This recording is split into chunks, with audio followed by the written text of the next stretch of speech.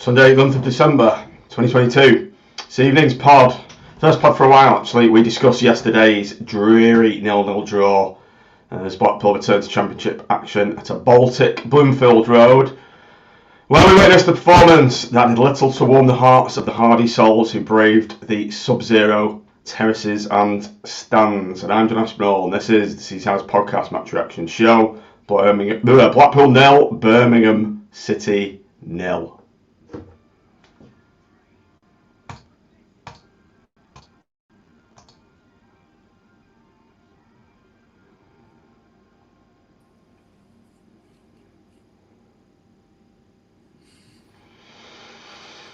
Good evening everybody. I nearly did a flawless intro and I've just gone to shit in the last two words. It's not like I was having a nice quiet cup of tea yesterday, was it, Tim? Watching the England game in the Moretti. No, it was somewhat of a change of scenario in that I was stone cold sober and you were bladdered. I made the very good evening, everybody. Welcome to SEASIDE's podcast. Welcome on the audio pod if you're listening. Okay, I'll try to turn my mic down. It's distorted apparently. I made the wise decision to go in the Moretti lounge, Mitch, yesterday. It was absolutely freezing, and only an idiot would turn down the chance to go in a corporate area, the warmth of a corporate area, on a sub-zero temperature game such as yesterday. I don't know what kind of fool would do that if their workplace was one of the club sponsors and they had the opportunity to sit in a warm corporate box. But yeah, I chose the salubrious surroundings of the South Stand instead.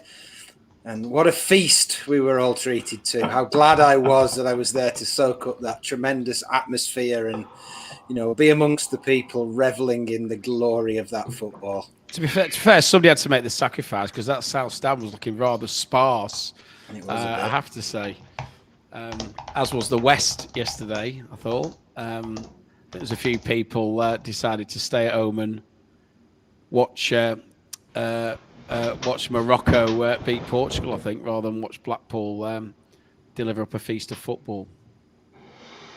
Pete, where did you watch the game? I was at home as per usual, and I missed the first half as we discussed earlier. I had a much more exciting time with the dyno rod man trying to clear my block drains at the back. So yeah, it was great dodging the when he said "watch out," and there was a big spray came squirting out from the things.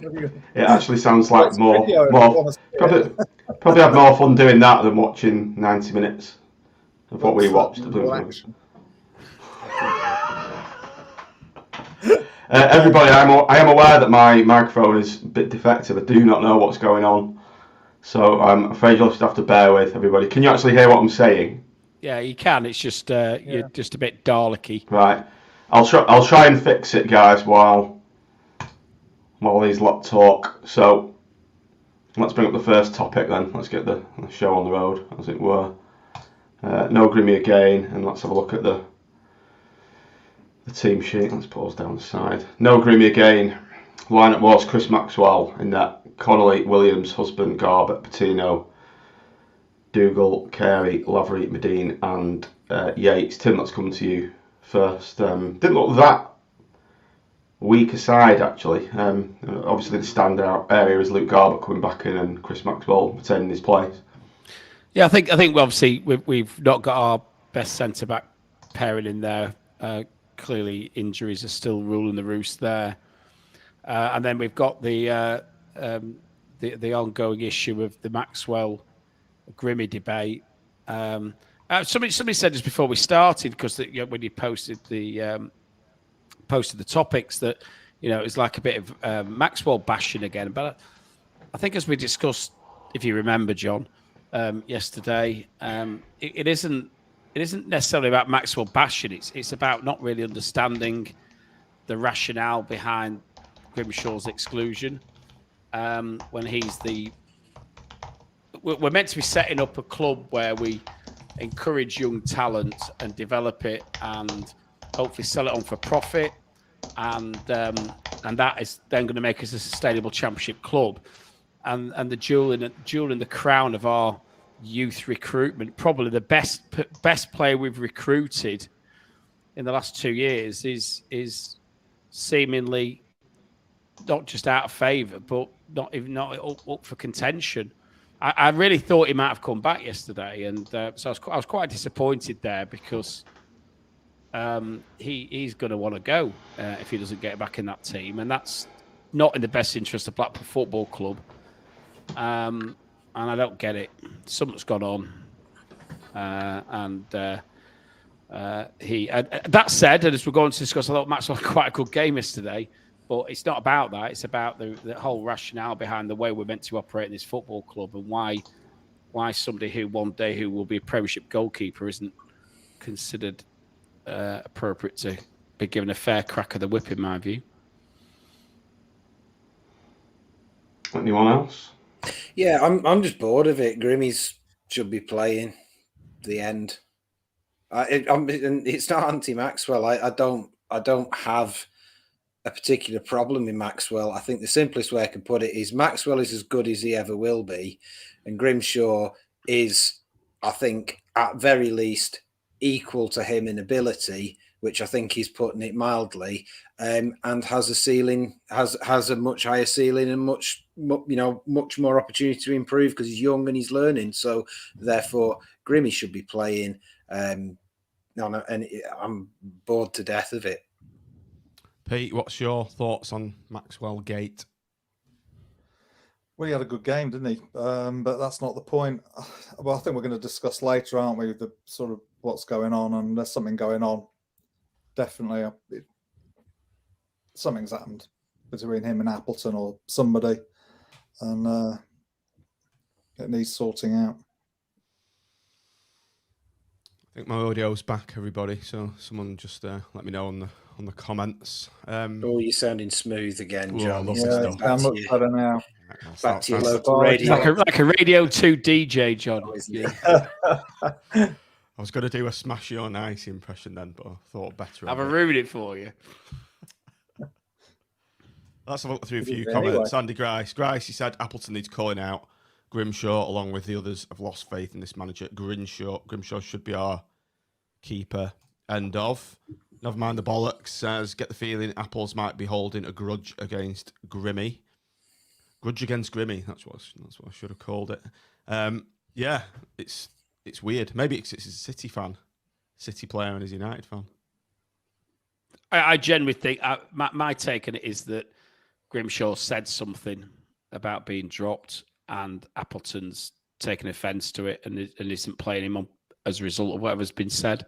Yeah. And I think sometimes as a manager, you've got to listen. If that is the scenario, sometimes as a manager, you've got to realise that players say things because they care, because they want to be playing, because they're competitive, and you've got to put it behind you. And I don't know what it is. I've no idea. It might be nothing to do with that. It might generally be that he thinks Maxwell's the better player, Maxwell's the better prospect.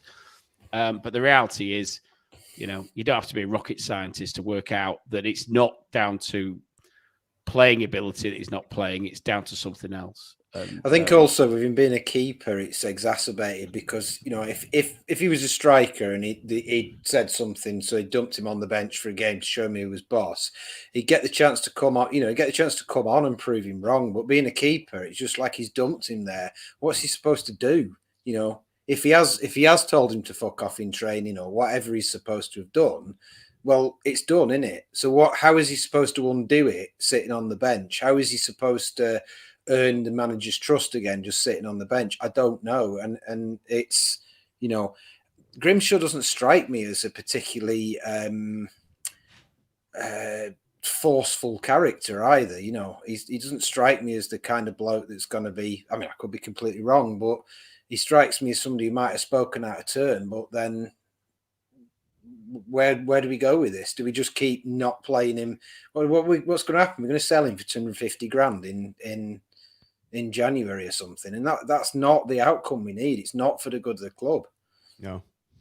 As Jacko's just said, Maxwell did okay this week. He did, Dave. Yeah, but that's kind of not the issue.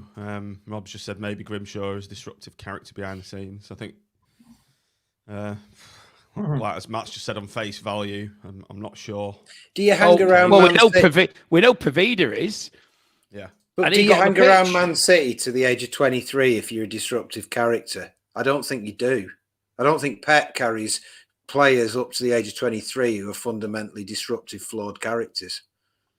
Mark Blakey has just made a fair comment there. Grimmy hardly comes across as difficult. In fact, his quietness is one of the things he needs to work on. However, not playing him is just bizarre. I think you're mirroring everything what was been said there, Mark. Okay, let's move on to the next topic. We're not going to talk about this game much because not really much happened in the way of Blackpool attacks anyway. But Tim, Birmingham City certainly had the lion's share of the serious chances in the first half. Disallowed goal hit the post, and they were on the front foot for the majority of the first half and were unlucky not to be ahead at half time. First half flops, really. I've branded the.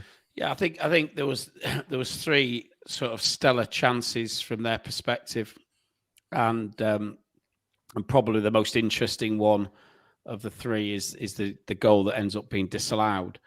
But we were extremely lucky not to have gone in at least 2-0 down at half time. What I would say, obviously, if we talk about the goal that scored, it's interesting, and all credit to Maxwell here, because he didn't just take the decision, what appeared to be the initial decision, lying down. He went across to the linesman, and to be honest, I'm still, because I've been out all day, so I'm not going to have a chance to watch it back. I'm still not sure whether the shot touches the striker that was in Maxwell's line of vision, or whether it was just the fact he was in his line of vision. But the shot was a good one. It was scored by a player who was onside. But there was a player in front of him who appeared to be in an offside position. It didn't get picked up initially, and a lot of keepers would just have accepted it. But Maxwell went over and clearly quite forcibly remonstrated with the linesman, but presumably in a constructive way, and made the point. And the linesman took it on board. And it's probably one of the latest flags I've ever seen given. But it appeared, at least from where I was sat, to be the right decision. And every credit, I said at the time, every credit to him as the linesman for not just adopting this attitude of, get away. They sometimes do when players go and speak to officials. They're not interested, are they? But Maxwell seems to have made a very cogent argument as to why it shouldn't have been allowed. And the linesman's agreed with him, and then the refs agreed with him, and the goal. Birmingham fans going to feel a bit sorry for them in some respects, because they've been celebrating for about 30 seconds. It's like a Coventry away, Tim. Almost. Yeah. It was.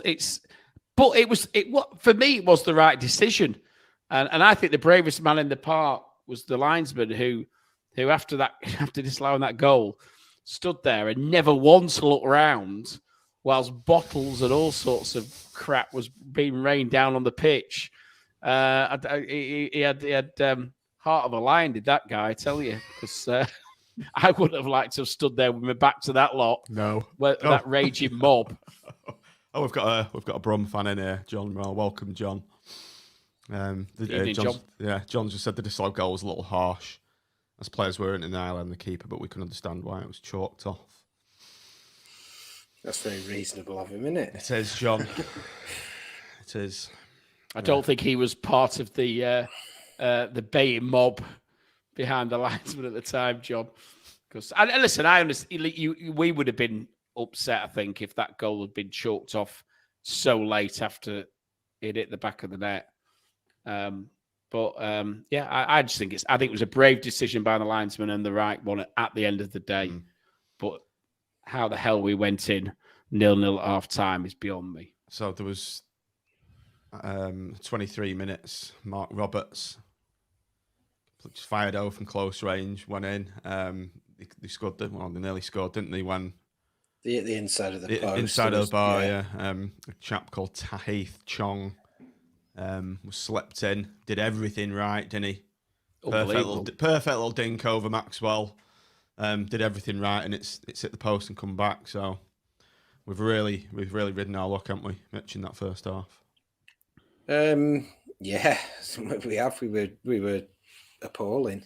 I couldn't put it any other way. I mean, I thought I mean, it's very difficult to tell from the south about offsides and things, but you know, I thought certainly the two where they missed, I thought they were in, and then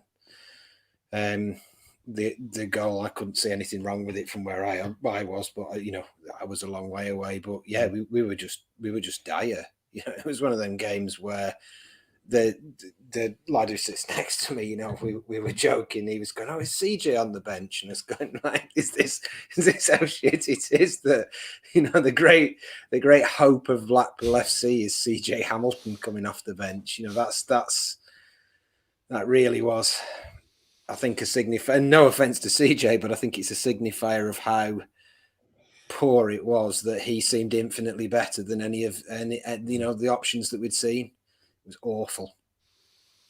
So, half time, I was eternally grateful that I had my Moretti upgrade in the bag. So happily went up to get warm, sat there and watched the TV, and it was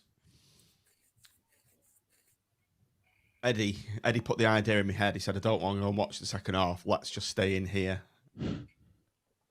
It's too cold and it's too boring," were his exact words, and I couldn't argue with it. Could not argue. This is where you should have stood up to him and said, "You're not a proper fan unless you get back out there and suffer with everybody else." That's what you should have said. That's what proper dad would do. Not say, "Yes, Eddie, we'll stay inside and I'll get another 3 pints." No. You can almost watch it from within there. You can watch it on the stream, and it was also Morocco versus Portugal. I wanted to see the Winker crying, and so yeah, it was a successful afternoon on that behalf. So I just stayed in there, watched it in there, but I didn't really miss much. And I've penned the third topic we're going to talk about: second half suckers. Mitch, who's the suckers? The people who stayed and watched the second half, or me, who stayed in the warmth of the Moretti Lounge with quite a few other people? Well, I don't see the need for some kind of polarising debate on attendance choices, John, but the second half was nearly as shit as the first half. I mean, what happened in the second half, I think probably boils down to we shot into somebody's legs once. Patino and Carey had a mildly interesting move where Carey put it about 8 yards wide, and Medine headed one that was never, ever going in, but everyone went, "Ooh," anyway, just because it was something that happened. And then Birmingham nearly scored, I think, twice, 3 times more. Maxwell made 2 really good saves. He did make 2 really good saves at their feet. He got away with one where they slipped a ball through. Their striker really should have got a touch on it. He was absolutely frozen, and he would have sort of been culpable for it, but he got away with one. And they had another goal chalked off. So by my reckoning, they could have scored 4 in that half, whereas we maybe got the ball near their goal a couple of times, but never on target. So I suppose the conclusion is we're all suckers. Ready to go. John was warm. What was that? That summed it up. No, I don't think anyone really needs to say any more about that. I actually did think we were, and David agrees with me clearly in the chat, I did think we were a tad better in the second half because we actually had a couple of half chances where in the first half we had absolutely none. I am very worried about, and using my old catchphrase, the malaise around the place. I mean, it was the shit, and it's. I don't blame the fans because it's dictated by what's going on the pitch and the atmosphere around the club at the moment. But there's that malaise around it, and it was the shittest atmosphere that I can ever recall. And when you bear in mind that we've got the Birmingham fans, there was a little bit of banter about the handball stuff, and that was quite funny. But everything was half-hearted. It seemed half-hearted on the pitch, and it was half-hearted off the pitch. And we've got to break out of that cycle, and I don't know how we're going to do it. And we're no doubt going to discuss about how it might be done. But the atmosphere has been killed. It's been destroyed. And that was our biggest, we were literally last season the 12th man, and we're not anymore. And I looked around the stadium, I jest a bit, but that West stand is normally pretty full, and there must have been 20% of the seats that were normally full empty. The South was a lot emptier. There was loads of spare seats around me in the North, so a lot of people just thought, can't be asked. It's an extremely worrying. It felt like we're relegation fodder yesterday to me. Dead man walking, I think was a phrase I heard. Dead men walking, rather. We look like a relegated side. Yeah. Mitch, I don't think. Can you add anything on the atmosphere? I absolutely agree with what Tim's saying. It's gone. The atmosphere, the impetus is gone. It's flat.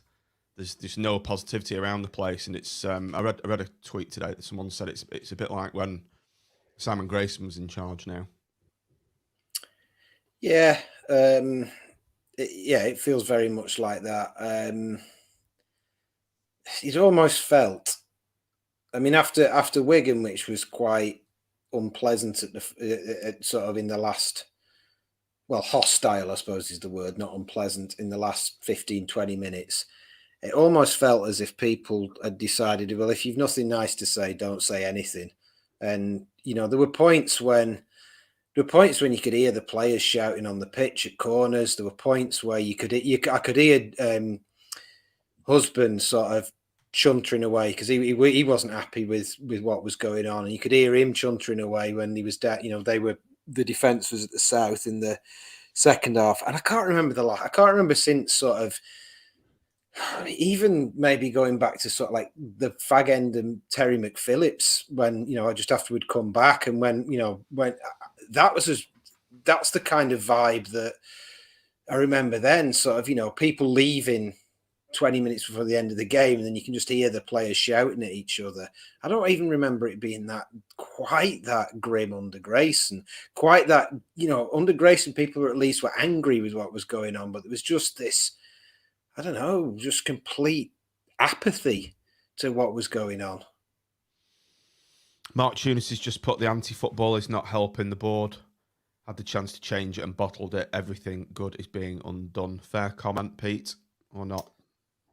Yeah, I think it is. I feel a bit sorry for Appleton, I've got to say, but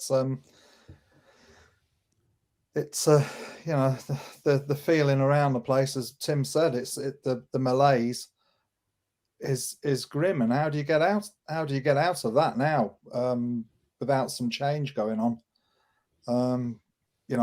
As most of you know, I've not been a particular. I was a bit worried about Simon Sadler when he took over. No real reasons, but maybe just because of what happened in the past for all those years. I experienced the Cartmel years as well, and I need a bit of sort of smoothing over. But I'm still not convinced that things are right at the club. We deserve things to be right after the last 40 years. Tim, let's bring you in. Next comment from Matthew Warren. There's no ambition from the board, no fight or passion from the players as well. And then just following on what Pete's said, something's not right. What do you think? Yeah, I think it's difficult to pinpoint it. I mean, it starts off with what's going on the pitch. I mean, I think, let you look at a couple of performances yesterday. Patino had probably his worst game I can recall him playing, apart from maybe one game when he shouldn't have been playing when he was ill. He was non-existent. Jerry Yates was non-existent. And, you know, we've got a makeshift back four. We didn't, to be honest, probably the most positive introductions actually came from the bench. I thought CJ did a little bit. Obviously, we nearly scored from him. But Pavida looked arguably the most interested player. Maybe he felt he had something to prove. But I'm really struggling to pick up much, if any, positives, other than Pavida did a little bit when he came on. And when you're in a, you know, they've had a month off. They've been away for their warm weather training and all this business. And, you know, to be fair, the board have paid for that. But it's just, we've come back and there's more people seems to be out injured than when we went. You know, we talked about having this month off and we'd have various players back. You know, no sign of about 6 players who should be playing, who would be first team starters.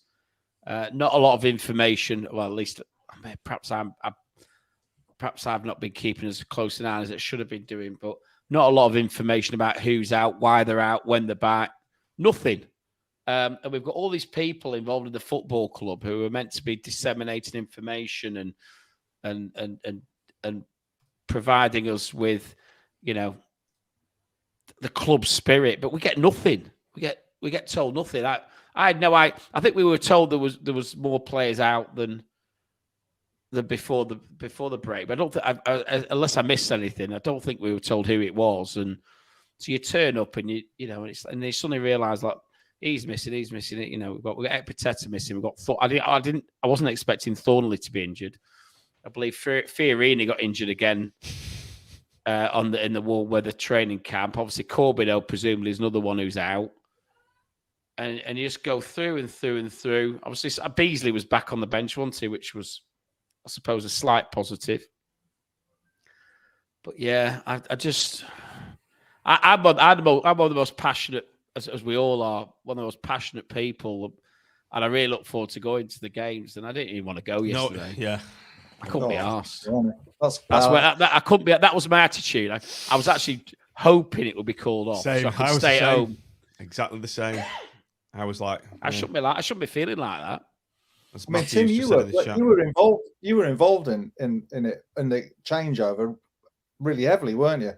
And I know you're not now. I mean, the time's moved on, but it all seemed to be sort of hunky dory then. Apart from the fact he took Grayson on, which I think we all know was a bit of a major error. But what's going on? It's completely. I don't know. We had a bit of. There was a lot of. We had a good headwind, didn't we? When after obviously interim board comes in, Simon comes in. We have a good headwind. You know, made a mistake with Grayson. Realised the mistake. To be fair, quite early. You know, and rectified it. And then whichever way you look at it and whatever we think about what has happened since, the appointments, and it wasn't just Critchley, it was the Calderwood appointment and various other appointments, all seemed to be the right ones at the right time, and they worked well. And it created a real buzz, and that all seems to have been, you know, it's almost like somebody's put the pin in the balloon. It's two out of 3 bad appointments, Mitch. Let's move on to the 5th point, which you can come in on now. Can I just go back to that point about the general malaise very quickly? I think there's probably 3 things that combine to it. Any board can make a bad appointment. That's not something to put Sadler over the coals for. Any board can make a bad appointment. Right now in football, half the managers' jobs are under question. So, you know, therefore half the boards are shit. No, it doesn't work like that. You can make a mistake. But I think when you combine an unpopular appointment with albeit small, but nonetheless, in the current economic climate, price rises, and then a general message that, everybody's got to understand that we're building an East Stand so that you can't expect us to actually go out and compete there. But actually, don't worry, we will compete. And then a cock-up of a transfer window, that's what's gone wrong. That's why the atmosphere is bad. And then we haven't actually heard anything from the club of any depth since the sort of don't worry, we've got a right back, and Mansford telling us, don't worry that we'll, Critch is only one man. We've got a fantastic backroom staff. And actually, when you look at it, I was thinking about this today, when you look at it, that fantastic backroom staff that we all had to not worry about because, Critch was only one man, they've all gone. We've had a complete turnover. Fitness coach is gone. Director of football's gone. Recruitment team's changed completely. And to be fair, Big Murph's is a bit of a different kettle of fish because he wanted to go. But there's even been changes in the youth setup. The whole thing has turned over. Even like the media and backroom staff have turned over. So this sort of wonderful security and this wonderful, brilliant, all-encompassing team, that's not there anymore. So, it's just flat, isn't it? It goes much deeper than just they've cocked up with getting Appleton in, because that happens. Yeah, but Appleton it went, taking him as the manager went completely against what the model was. I mean, it couldn't have been further from. So, they had it all geared up for that, so they said. It's the continuity, isn't it? There was the model that was supposed to bring continuity. Then you bring a man who was only ever going to work if the model that had been previously in place was then disrupted, and it doesn't make logical sense. Anyway, what was your question, John? Sorry. We're just stuck with him. Question mark. I'm just going to sort the dog out because it's barking. So I'm sure you can reel something off on this famous quotation. It's copyrighted, I think, isn't it? Yeah. We're just stuck with him. Question mark. Well, increasingly, I'm thinking we shouldn't be stuck with him. I would probably not blame him for quite a lot of the problems. I think I put on AVFTT something today, which I thought, if I say so myself, was quite succinct for me, which feels like somebody must have turned up and interviewed very well for the wrong job. I don't know why he's our manager. I've been trying to stick. I'm just having a look at this comment about I'm going to sit on the fence on there. I mean, I'm not sure why we all have to have a definite view. I'm not sure why being honest is sitting on the fence. I'm being honest in that, I sit there and I try my very best to get behind the team, and you try your best to see the good in the players and to see the good in what's going on, and it's not working. And I'm not sure what's fence sitting about that.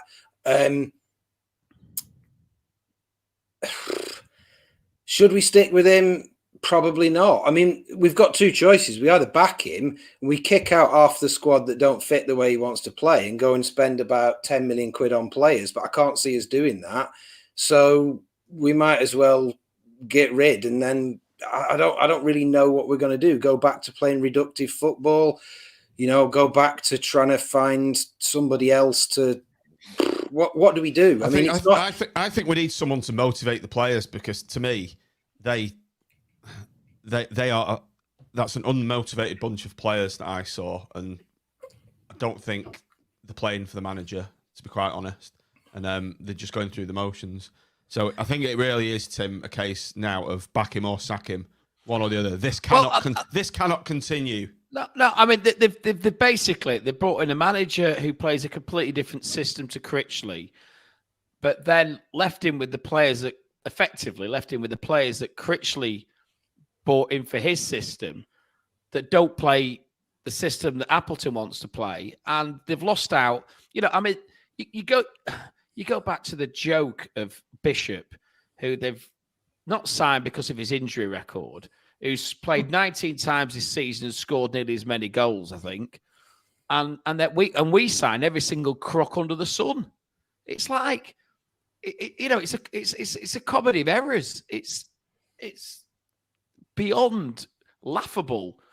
I mean, we come out with these statements and then basically contradict ourselves by then signing all the players who have got horrendous injury records, just to add fuel to the fire of the Kevin Stewart debacle, and they're permanently on the sick list, and we're paying them, and we could have been, whether it's Bishop or somebody else, we could have been paying somebody decent wages to do a proper job for us. I mean, as you say, Tim, I mean, it's like Liam Bridcut. It's like somebody sat there and thought about how can we wind up the fan base a bit more. These fan base are really pissed off about Kevin Stewart. Let's get another one of him in. That'll be funny. You know, it's ridiculous, isn't it?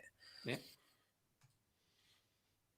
Some polarized views in the chat. And I'll be honest, I have done everything I humanly can in my mind to try and see the positive in what Appleton wants to do, and I still theoretically like the idea of a manager that comes in and goes, no, we're gonna play our way, we're gonna play on the front foot, we're gonna try and control games. But I just can't see it. I mean, I just can't see it anymore. I just can't. It's been that long, and we've been stuck in these ruts of awful, formless, bland, nothing football. And I don't even think the players aren't trying. The players just look utterly lost. They just don't know. I suspect with some of the senior players, he's lost them. Yeah.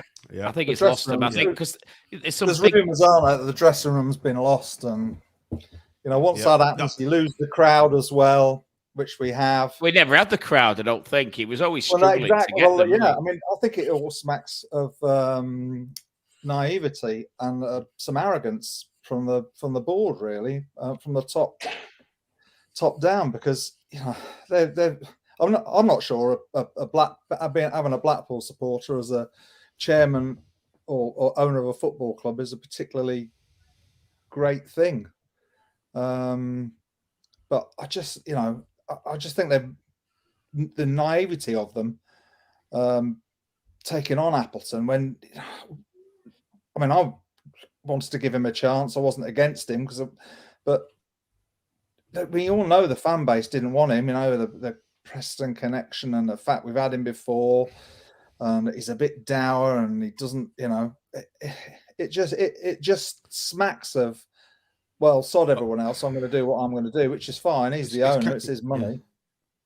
Yeah. It's an old boys club kind of thing, isn't it? You've got Mansford giving his mate. Giving his mate Appleton the job. Bridcut, one of Appleton's mates, he gets a nice fat contract for playing 3 games.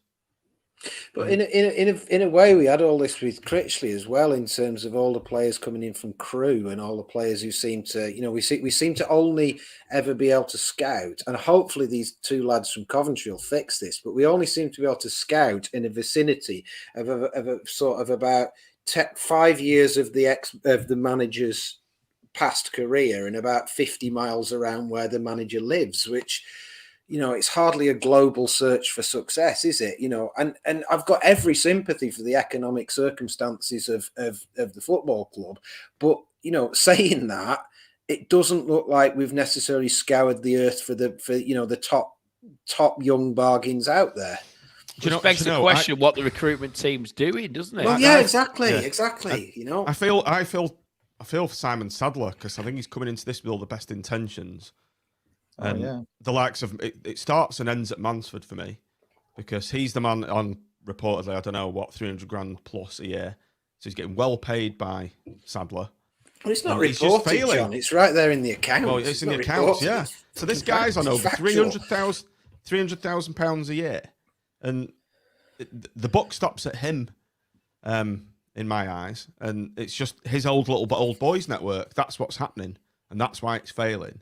And if anyone needs to go, he needs to go. I think the buck stops at the top, but there you go. Yeah, I mean, Simon Sadler's got to make a call, I think. Can we just go back to get rid of him? Just sweep a lot of them out. I think, much as I feel sorry for Appleton now, he's not going to get supported. He's not been supported. If the board have got anything about them, they'll announce that he's gone this week. I think we've got to get rid now and get somebody in before Christmas and the January transfer window. They've got somebody lined up. Moves on to point 6 quite nicely there, Pete. How do we fix this? And is that what you think? Is that what you think we've got to do? Yeah, sadly, yeah, it is. I can't see any way back for him now. Tim, how do we fix this? I do actually feel quite sorry for Mark Carpleton, because I think he's had his he's been kneecapped before he starts. Yeah, absolutely. And so on a personal level, but I don't see how he's going to turn it around. I really don't. And I just think the players we're signing, the desperate signings. You know, the fact that Grant Ward gets signed, the fact that Bridcut gets signed, it's because we've failed. We've failed consistently over that summer transfer window. And, you know, can we get Bowler back? Will Bowler make a difference if we get him back? I don't know. But the longer we stay near that bottom, the less attractive we're going to be for any player of any caliber who we might want to attract, because if they think, right, well, you know, I'm going to sign for Blackpool, but then I'm going to be back in Division 1 in 4 months' time, then it might not be perceived to be a great career move. Where last season, when we'd come up and we'd given a right good fist of it and we looked like we could establish ourselves in the Championship, we were an attractive proposition. And that's where we've missed out. I'm concerned that we've almost missed the boat with the type of player that we want.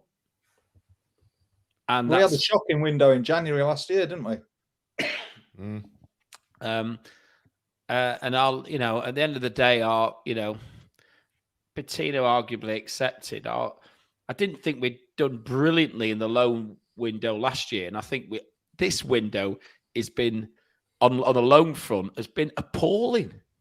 It's been terrible. I think Patino's been quite good. I don't think he's been, look at the hype around Patino. I mean, Preston game, and he's got one other goal, and he looks he looks a canny player, but he's not Dewsbury Hall, is he? No, he's not. He's not. He's not hold.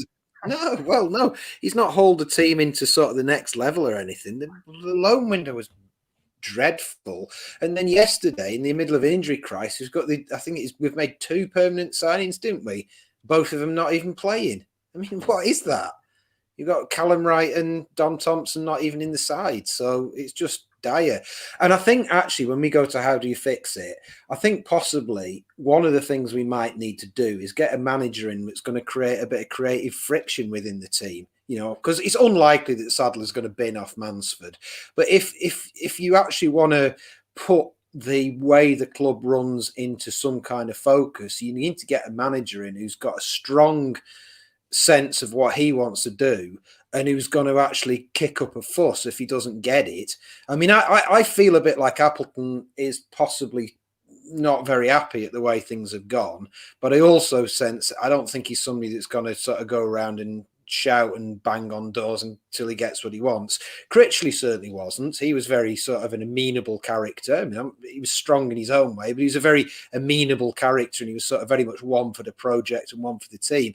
And I think it'd be really interesting to see what the dynamic would be like if we got a manager with a bit of an ego and a bit of a sense of... You do know where all arrows are pointing to? No. A certain individual who said he wants to be a Championship manager. No, forget that. Forget that, no. Can he do any worse? Well, but very possibly he could. I don't know. I just think that's gone, and I think what... Have I just talked him in there? How wrong is that? Well, he said to Ben, I said, no, you take him back. I don't want him. Ben Mansford, 300 grand a year. Corbinu, or whatever he's called. I said, buddy, Corbinu. I'd have never heard of him. I didn't want him at the club. Get him back. Oh, Christ. You look like him then. I could go in as a knockoff Ollie, couldn't I? Just keep that voice up. Right, yeah. Tell you what, you look like how long could I get away with it? You look like you're on the set of Wednesday.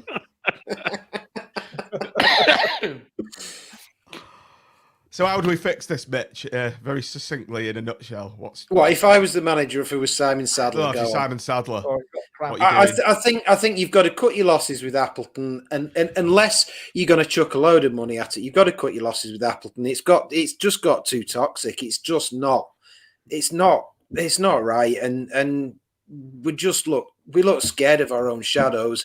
And I think you go and get a manager with a bit of strong presence, strong personality, who is going to simplify things, work pragmatically and get the best out of what they've got, add a bit of quality. You know, you're never going to get more than 2-3 at most decent players in January, but add a bit of quality and hope for the best. Who do we go for? Pete, very quickly, how do you fix it? You're Simon Sadler. What you doing? I'm going to get a new manager in. I'm going to support him financially. I'm going to get rid of Mansford and hope for the team that they've got in from Coventry, the guys from there, etc., can do the business. But they've got to support. It's got to change. The whole thing's got to change. You're saving £300 immediately off the bat, aren't you? 300 grand, sorry. 300 quid. 300 grand. 300 quid, that's not 300 grand off your balance sheet there for spending on players. Tim, what are you doing? You're Simon Sadler. How are you fixing it? I'm unfortunately, from Michael's perspective, I've got to change the manager. I don't think he's going to. I don't think a change at the top's going to happen. I don't think actually that's going to have in the short term too much relevance to the situation. I just think the players that we've got. I'm concerned that we might end up losing some players in January as well, to be honest, including our talisman centre forward and how that's going to be received. So, hang on, which one? I think Yates. There's 2 talismen up there, isn't that right, mate? Well, there's only one that's actually got it. Anybody else wants. We need to get the players back on board as well. Yeah, and I think they've got to find a manager from somewhere who can rally the troops, because it's going to be a tough 4 or 5 months, and they've got to get the crowd, whoever it is, and it's not Holloway. I'll tell you who it should be. It's not I'll tell you what really, really crystallised it for me was watching Canada at the World Cup, playing against teams that were technically way better than them, and just going for it and playing with a bit of verve and a bit of soul and a bit of joy in the feet. And I thought, well, this is what we should be playing like if the theory was there. And then I came back, and it was so far away from that style of football. It was so far away from it. It was fearful. There was no bravery in it at all. And it was just, you cannot survive. For us to survive in the Championship, we have either got to be more daring than anybody else, work harder than anybody else. There's only 2 ways for us to survive, because we've got less money and we've got less sort of quality, therefore, than most teams. So you've either got to, as all those years ago Holloway did, you've got to just out dare every other side, or as Critchley did, you've got to work 10% harder than every other side. And to be fair, Grayson first time round, that is the only way to do it. You can't do it. The Canada manager, let's go and get him. Who else? Let's get him. I don't know, because I don't give a shit about any other team. People always go like, what's the wider world of football? I don't know. I watch us, and then the other team turn up and I go, oh, it's Birmingham. Oh, it's them. I don't know who's going to be the new manager. But there's got to be somebody in the entire world of football that is willing to either get us working really hard or get us playing with a bit of joy. Not this sort of in-between state that we've got where it's neither. Saw Chris Beach in the Moretti Lounge. Get him in. I said to him, you did a good job at Carlisle, didn't you? And he said, well, yeah, pretty good. I did one. It was quite good at, where was he manager? Was it Cardiff? Carlisle. It was Carlisle. Carlisle. Was it not at Cardiff? I said to him, yeah, I thought you did a good job, didn't you, at Hartlepool? And he said, yeah, I did a good job at Carlisle as well, actually. He totally got me. So, yeah, he's at AFC Fylde now. Right, finally, 7th point of the Seaside 7.7. Respect the point. We didn't lose. We've got a point. Birmingham are quite good on the travels. We're still only 2 wins away from mid-table. So, is there anything positive to come out of the game? No. Well, yes. In that, was there anything positive at all? some of the defenders played quite well, and I always call him Ethan Williams, even though he's not called Ethan. Reece Williams was actually not bad again, but really overall no. And I think you've got to put it in context, don't you? It's all very well someone a point's a point, and that's a point, but in the context of the last 6 or 7 performances, we're going to need wins to get out of where we are. We're going to need more than that. We didn't have a shot on target. We never looked remotely like winning that game. Not remotely like winning the game. At no point did I think we were going to score. It was rubbish. So a point is a point, but it's not a good point. It's not one of those games where you come off going, well, it just happened. So no, I don't think he was. Yeah, it just happened. That's another quality one. That's up there with. We're just stuck with him. Going on No, I don't think it was a good point in conclusion. Tim, it was a good point for the point of view that if we play that game again 10 times, we'd lose every single time. Yeah. So it's a good point from that perspective. But I take Mitch's point that it doesn't leave much air in the balloon, does it, of positivity? No. So we need to start winning. The problem is we've now got 2 away games. A difficult away game at Cardiff and then the Boxing Day derby against Hull. A nice local game for us on Boxing Day. Who's going to that, by the way? I was going to go. I'm not going now. Decided. Well, this sums it up. Tim said he didn't want to go. I couldn't remember who we were playing next. And when we got in the car, my lad said, he says, like, who've we got next? I can't remember. And I looked up and I thought Cardiff away, which is no chance I'm going to get to that. And then I thought, who've we got on Boxing Day? Hull. And I thought, oh, good, that's far enough away for me to feel like I don't have to go. And that sums it up, because that is depressing, because at the moment, I get up in the dark, I drive to work, I come home from work in the dark, life's shit, and football's one of the few joys we've got, and it's crap. And that's me. That's me, and I'm not one of those people that's always on the internet demanding everybody get sacked and fired into space. I do my best to not be like that, and it has been crap and joyless. So you can come over next time Dino Rod around. You can all player ratings. Yeah, all round to watch the Dino Rodding. Absolutely. Yeah. Can you live stream your next one, Pete? Live, Dino Rodding. Live, yeah, absolutely. Right, let's fire through these. Chris Maxwell, starting with you, Tim. 8. A good performance for me. Probably one of probably one of our best. Okay, Pete, Callum Connolly. Well, you got sponsors man of the match. I'm only doing it on the second half, aren't I? I thought he played okay. I thought the back four were all pretty good, to be fair. So I'd give him a 6+. He had a cracking shackle first half that took away a certain shot on goal as well. So I'd nudge him up to a 7 for that. Yeah, 7 then. He folded like a pack of cards then, didn't he?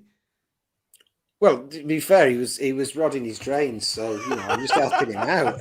No, I thought all back four played all right. Yeah. Not Reece Evans, not Evan Williams, Reece Williams, Mitch. Much improved performance, and I think he's played. Wigan, he was quite good, and I thought he was okay again yesterday. Well, I mean, here's a crazy thought. You said to me ages ago, in a pod ages ago, you said, should we drop Marvin? And I went, no, don't be stupid. Marvin's one of our best players. We don't want to drop Marvin. Marvin will come good. Oh, it's just a little blip. And Marvin's just been horrible for a long time. And we all blamed Williams for making Marvin horrible. But actually, Williams played really quite well again next to Jimmy and really didn't look bad at all. So maybe he's not as bad as we all thought. In conclusion, I'll give him a 7. I'm trying to find the best layout so we're not covered up. There isn't one. Yeah, 7. Give him a 7+. Okay. You know how much I like the debate around scoring. Tim, Jimmy husband. Steady. Steady. I think I endorse the comments that Pete made. I think the back. Well, I'll bar one. I thought the back four did okay. But yeah, nothing special. 6+, I think. Yeah. I've got to go with Jimmy. Pete, on the second half, you did see Luke Garbutt back in the side again. I thought he did all right, actually. He did okay. He wasn't. He offered a bit. It makes you wonder what, if he's the answer and Tomo's on the bench. 6. What I would say is I thought he was okay going forward, as he's always been. Yeah. But defensively, the first half, he had a mare. He did, He was awful. But he did, to be fair, from an attacking perspective, he was one of our greatest threats. And I actually quite like him in a wing-back role, but not in a flat-back four. He's a liability. 6. 6 is fair. Yeah. Charlie, Patino, Pete. Again, based on he was spraying balls all over the place, but not where he was supposed to be yesterday. Just had a off second half, and if it was the same in the first half,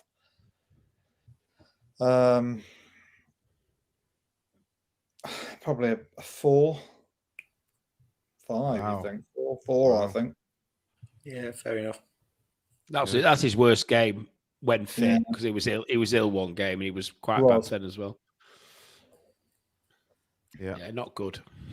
So Kenneth of Dougal, Tim. Oh, Mitch, sorry.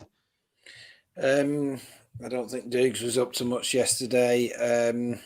I'm sorry, Tim. I mean, you can give Gaz a bad mark. I don't mind. I don't think Dukes was up to much. 5+. Yeah, I don't get him same. To be fair, I'm not. Yeah. I'll call it when I call. When they're not playing well. Sonny Carey, a lot of endeavour, a bit of lack of quality, Tim. Yeah, he probably showed of those 3 in midfield the most energy, I think, to be fair to him. But not a lot of end product. And again, it's like a 6, isn't it? But it's 6 could do better. Yeah.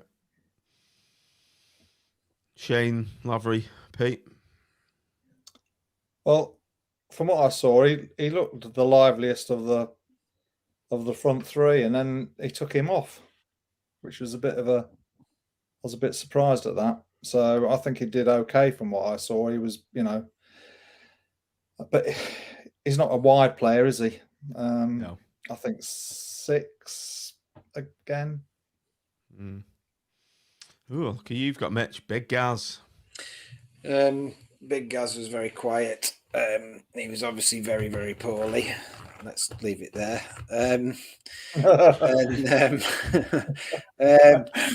5. Nice bit of control first half. Can't really remember him doing much. Oh, he had the header that went wide as well. 5. Yeah. I do think in his defence, I think a lot of the balls when we play them long today were nowhere near him. I say yesterday, nowhere near him. And I was thinking, if you're going to put the ball in, at least put it somewhere near him so he can fight for it. But it was all part of the just general poor approach play. But I think the front 3 all suffered horribly from the fact we seemed to play the game so deep. It's just seemed we sort of seem to be constantly trying to move the ball from the edge of our own box, not from the halfway line. When you see a good team, they start attacking from much higher up the pitch, and we just seem pinned in all the time. I think all 3 of them were hiding to nothing, but there we go. So round this off, Tim, Jerry Yates, a Plowder looked a forlorn figure up there. Yeah, he looked frustrated, but he didn't. He didn't do much himself, to be honest. When on the few occasions that I can recall him getting the ball. He didn't. In previous games, I felt that when things weren't going right, that he's even, we've seen him play almost end up in the right back spot, haven't we? And putting it about and trying to encourage people. He looked a bit flat, and it's not like Jerry. And he's one of my favourite players, but I think it's a 5, and that's probably one of the worst scores he's ever had. He did have a sublime bit of play at once, though. Was it the ball, the one that put Carey through, and he hit it miles wide? There was one little bit. I thought it was Patino. I thought it was Patino and Carey. Yeah, I think it was. Yeah.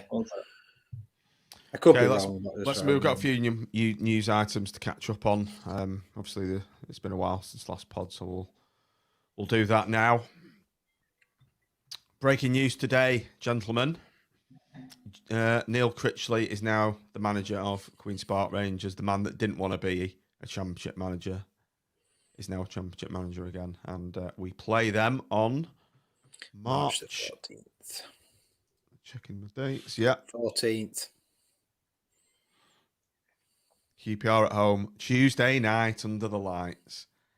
And I've been thinking I might change my seat to the near the away dugout of the West Stand for this one, to give a forthright view on his treacherous decision in the summer, which has ruined the club.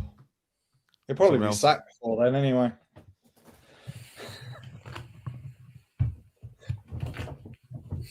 Anyone Dissembling Janus is my contribution. Well, I've no thoughts on him because he had no words for us, and he couldn't even summon up the basic human dignity to knock out one of those shitty notes on your iPhone notes that players always do. So I can't be asked even speculating how his next move might go because, frankly, I don't care. And swiftly moving on, FA Cup round 3 draw, home to Nottingham Forest. How do we all feel about that? We're going to go out in the 3rd round so we can focus on the league, aren't we? Will Josh Bowler be cup-tied? Josh Bowler can't play for anybody other than us. I know. Which is there's a delicious irony in that. He's to be fair, I feel sorry for him. I don't think he's beginning a fair crack of the whip at Olympiacos, but I actually thought it could be a good year for him there, and then he could come back and assert himself in maybe in the Premier League, but it's not worked out. I think he could come back, and he could come back to us, but obviously they won't let him play in that game anyway, would they? So I could be wrong, Tim, but I'm sure I read or heard or somebody said that he was actually starting to work his way into the Olympiacos setup a bit better. Right. Could be wrong, but it might even have been Sean said that to me, because that's, of course, the sort of thing Sean would know about is who was playing in Greek reserve football or not. But exactly. He'll have his XG stats. Yeah. Sean, dead to us now. He is dead to us. He'll be working. He'll be sat there on the club's refutation of everything we've said in this pod now, just typing away. Hi, Sean. Actually, when you look at the stats, Appleton has done fantastically, and all of Ben Mansford's decisions have been excellent.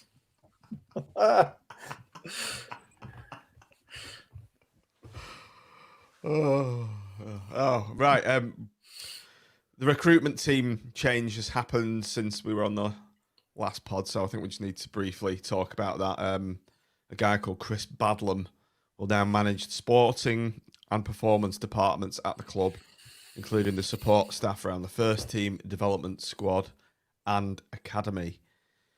So, sweeping changes in the much fabled recruitment team. So, I guess this is an admission of failure, Tim, that it's been an absolute clusterfuck and a disaster.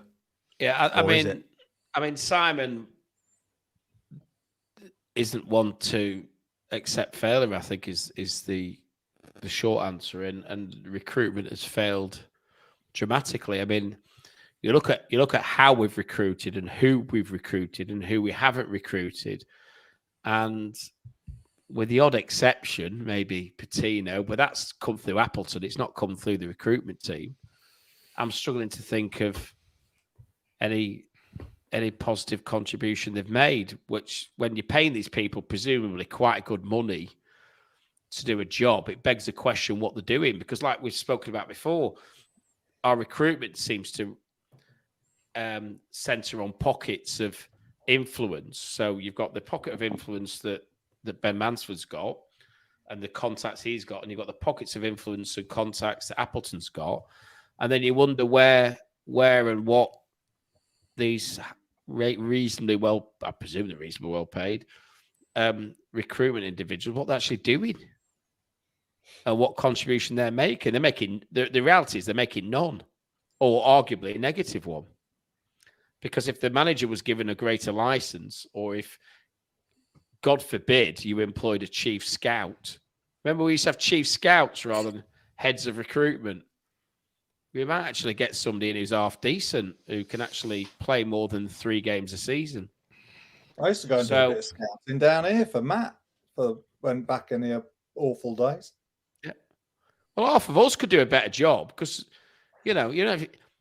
half the kids on Championship Manager and FIFA could do a better. I bet Eddie could give. Me and John could be like a big lad up front scouting team. We could scout the country looking for promising big lads up front. We could all, Tim, you could go and look for midfield ratters, and it'd be perfect.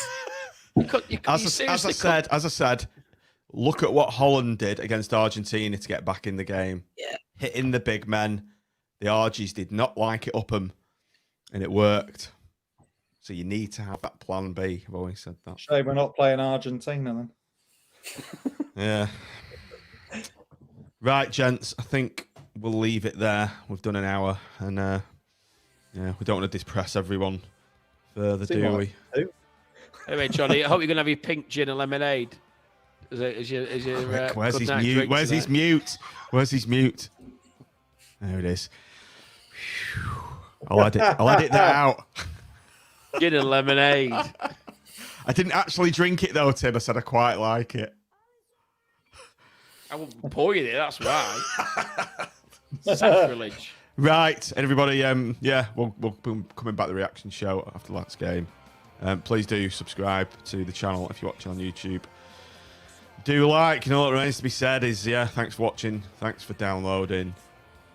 And up the pool. Up the pool. Up the pool.